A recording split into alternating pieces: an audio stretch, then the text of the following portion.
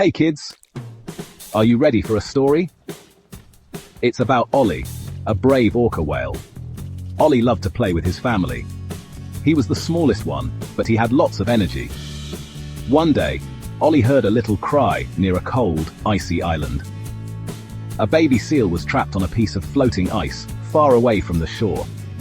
Ollie knew he needed to help. He called to his family, but they were too far away. So, Ollie thought quickly. He swam under the ice and pushed it gently with his nose. Slowly, the ice floated closer to the land. Finally, with one big push, the baby seal jumped to safety. The seal's mom barked happily, thanking Ollie. When Ollie swam back to his family, they all cheered for him.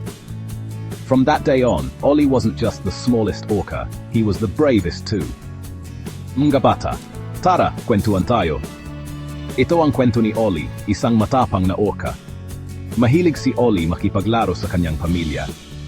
Siya ang pinakamaliit, pero ang lakas-lakas niya. Isang araw, may narinig si Ollie na maliit na iyak malapit sa isang malamig na isla.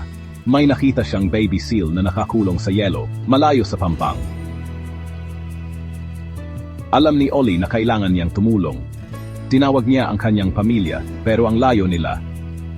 Kaya, mabilis na nag-isip si Ollie. Lumangoy siya sa ilalim ng yelo at dahan-dahan niya itong itinulak gamit ang kanyang ilong. Unti-unti, lumapit ang yelo sa lupa. Sa wakas, sa isang malakas na tulak, nakatalo ng baby seal pabalik sa pampang. Tuwang-tuwa ang nanay ng seal at nagpasalamat kay Ollie. Pagbalik ni Ollie sa kanyang pamilya, lahat sila ay nagpalakpakan. Mula noon, hindi na lang si Ollie ang pinakamaliit na orca, siya na rin ang pinakamatapang.